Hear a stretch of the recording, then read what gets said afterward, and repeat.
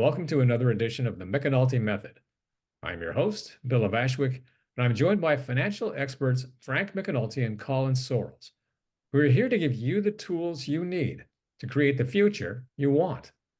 Gentlemen, how are you doing? Good, Bill. How are you? Good, good. Now, so I understand that today you'll be discussing how to handle income taxes. So let me just get right to it. Let's say someone has just started their first job. What do they need to know about income tax? How is it calculated? Well, the first thing they need to know is they're going to have to pay it. It's really that simple. The person I know that's in the most trouble with the IRS right now decided several years ago that they no longer needed to pay income taxes. It's optional. It's not. How it's calculated is based on your income. If you're starting out, I'd say your tax rate's probably going to be your federal tax rate's going to be in the 15 sub 20% range, which basically means you make $5,000, they're going to take, let's just say $500 out of each check for federal taxes. Then they're going to take $100 for state taxes if you live in California. And then you can't forget those other happy little taxes, which are Social Security and Medicare. Social Security, 6.2% of your paycheck each time, and Medicare is 1.45% of your paycheck each time. So, a lot of people are shocked the first time they get a paycheck, and they go, "Holy moly, where'd all this money go?" I was gonna say my first job was, what was minimum wage at that point? $12.50 an hour. I ended up doing the math and it came out to, I could basically take however many hours I worked, multiply it by 10, and that was what I was taking home every week. There you go. So you lost 20% of your pay right off the top. Yeah. Well, Bill, we won't tell them what our minimum wage was when we were working because it was a lot less. It wasn't 12? No, I think it was 25 cents. You were paying the mortgage. it was more like a buck. So, and then, let's talk about strategies for payroll taxes. There's really two. Yes. Any tips for them setting up withholding at their job? Well, some people get really worried about, I want to withhold exactly what I'm going to owe. So I don't want to give the government free use of my money for a year or 6 months or whatever. I'm sort of the opposite. I sort of like to get money back. To me, it's a enforced savings. It forces you to save because you're planning as if it's not there, and then you kind of get it all in one go. Right. Yeah. And they say, well, the government's getting a free loan. Okay, if your money just going in your checking account anyways, you're not earning anything on it, so you're not losing anything. If it's going in your savings account, you may be earning 3% on it, and 3% is nothing to sneeze at, better than nothing. But if it helps you save money that you wouldn't otherwise save, then just claim zero deductions.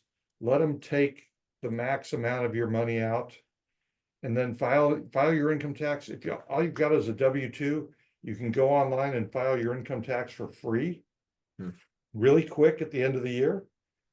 And they're pretty quick about sending money back, especially when you file online.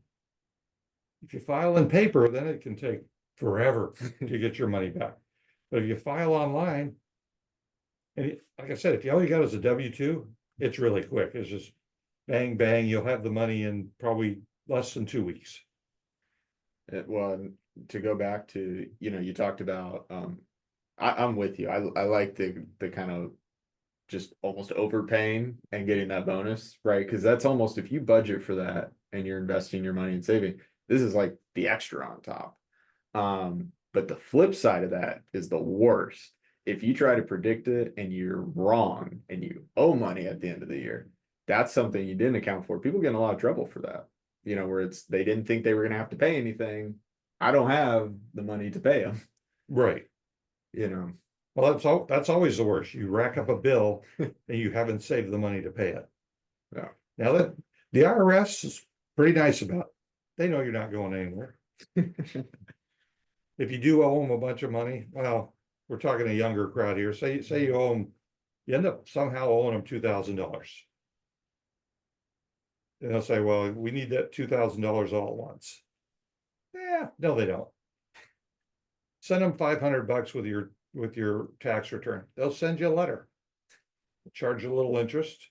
Send them another $500. If that's what you have to do to get out of it, the IRS is pretty good about that. They know you're not moving. California is a lot worse. California's a lot more hostile when it comes to collections.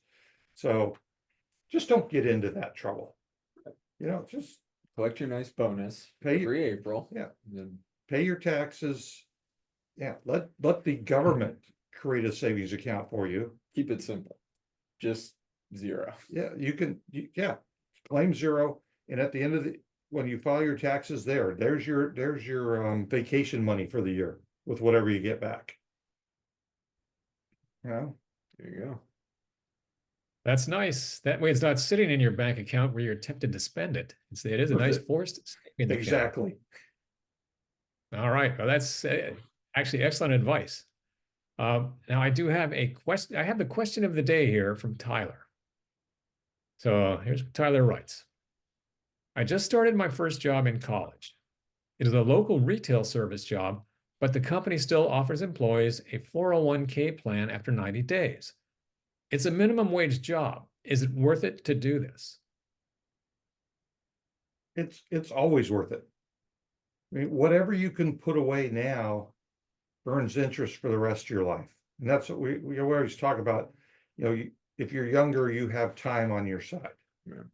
The money just grows and grows and grows. And yeah, it may not be much, but not much 1 month and the next month and the next month starts to add up to more than not much. And I know you're probably thinking, well, I'm not going to stay with that company. Great, don't.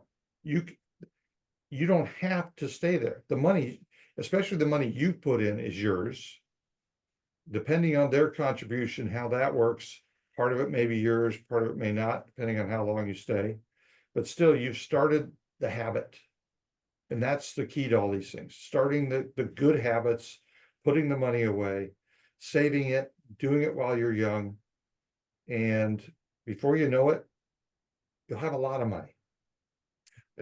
And you made the good point that doing even though he mentions it's like an entry level retail job, doesn't mean you're married to the job. You can move on with your career and keep rolling it over to whatever company you're at. So it's the point you made. It's just time. How much more money you can make in the long run, even if it's just a little bit now, starting earlier.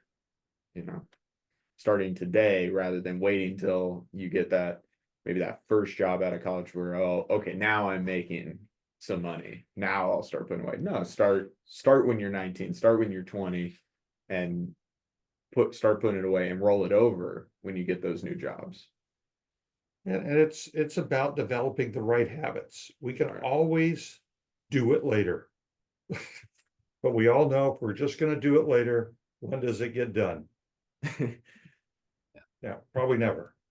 But if you get used to having money going away, and that also gets you used to living on not your whole paycheck. That's the big thing with a 401k, it gets pulled out a lot of times before you get your check. So you're Right. already putting it away, and you get in the habit. If you budget as if it's getting put away, you don't even know. You're just growing this money. It's not affecting your lifestyle. You already know it's going away. Right. Once you get that first check, even if it's $20 a week going into an account. I mean, $20 a week is $1,000 a year. You get that check, and then you're used to that check. And so It's just there. You want to make everything as easy on you as possible, where you don't have to do anything other than, I guess, show up to work. Yeah. So you keep getting paid. That's the challenge. Yeah. Just keep showing up. Well, thank you guys. This is actually very helpful stuff. If I could just go back in time about 40, 50 years, I'd be all set. You and me both, Bill. On our next episode, I understand you'll reveal some secrets on the basics of budgeting. And that is key for a successful financial future. So for you listening, you really don't want to miss this one. You're going to find out how to be wiser with your money and keep a lot more of it. So thank you for listening. And if you want to learn more, you can check out other episodes at our YouTube channel at TheMcEnultyMethod or wherever you're listening to this podcast. And to you listening, Frank, Colin, we'll see you next time on the McEnulty Method.